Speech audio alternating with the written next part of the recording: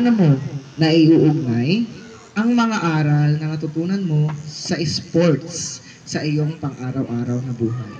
Again, paano mo naiuugnay ang mga aral na natututunan mo sa sports sa iyong pang-araw-araw na buhay? Okay, last na to ha.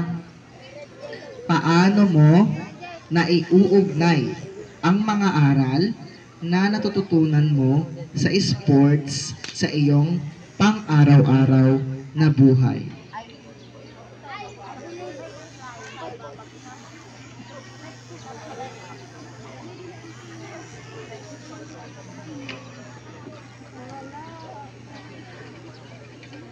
Naiugnay ko ito bilang paggalang sa ating kapwa at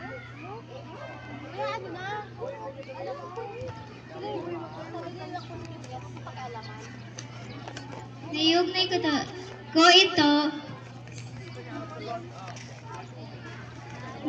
ko ito bilang paggalang sa ibang kapwa-tao at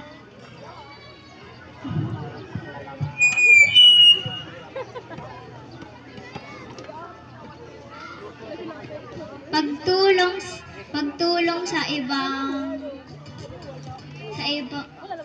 batang nangangailangan nito. Thank you. Okay, thank you, candidate number 3.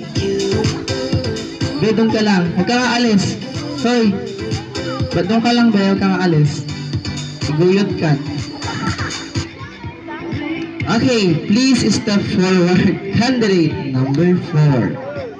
Again, I'm gonna repeat the question twice only.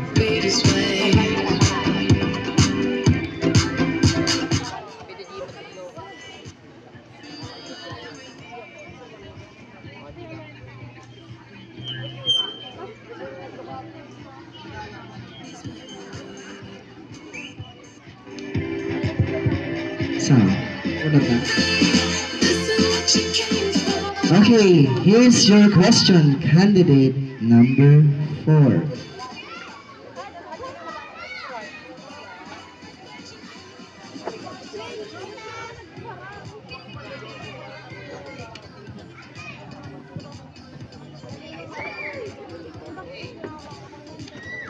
Ang question and answer is para siyang exam. Wala lang pagpipilian.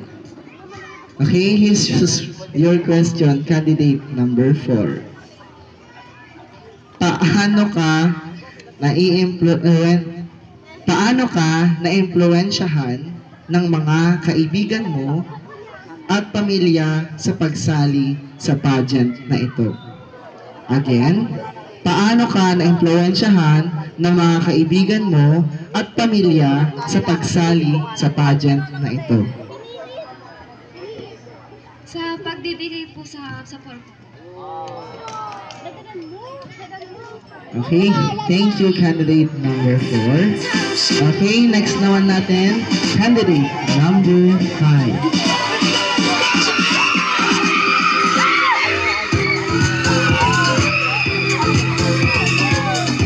Okay, I'm gonna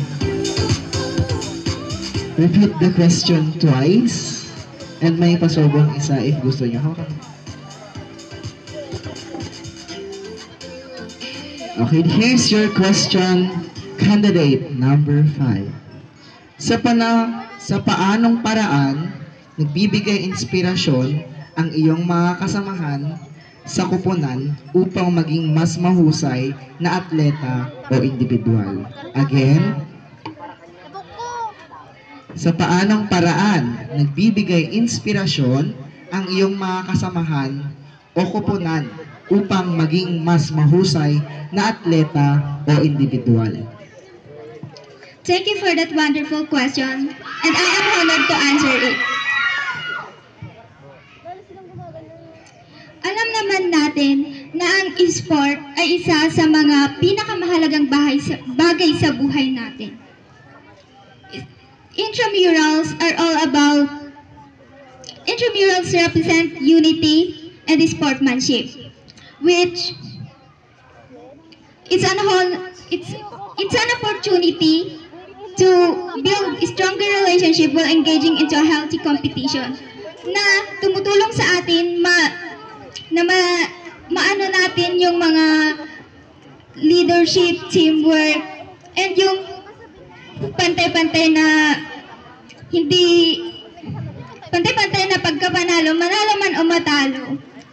And to all of the people listening here, and to all of my fellow students, we all know that intramurals are all about healthy competition, emphasizing good sportsmanship, teamwork, leadership, and fair play, which ultimately fosters a stronger camaraderie. At dahil doon, natutunan ko na kahit manalo man ako ngayon o matalo, ay may susuporta pa rin sa akin. That's all. Okay, thank you for that wonderful answer, candidate number 5. Here we come, candidate number 6. Please step forward.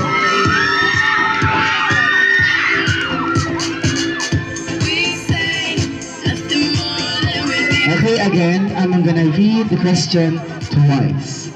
Candidate number 6, are you ready? Okay, the question for you, candidate number 6. Ano ang iyong mga plano upang patuloy na paunlarin ang iyong sarili bilang isang atleta at individual pagkatapos ng intramurals? Again, ano ang iyong mga plano upang patuloy na paunlarin ang iyong sarili bilang isang atleta at individual pagkatapos ng intramurals? Maraming salamat sa napakagandang katanungan. Naniniwala ako na mas i-improve ko ang aking kakayahan sa pamamagitan ng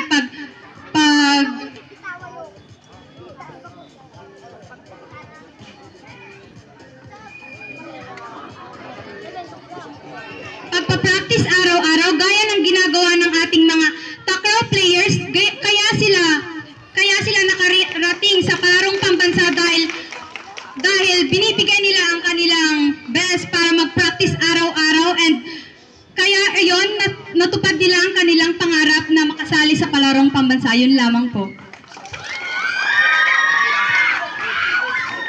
Okay, thank you, Miss Intramurals candidate.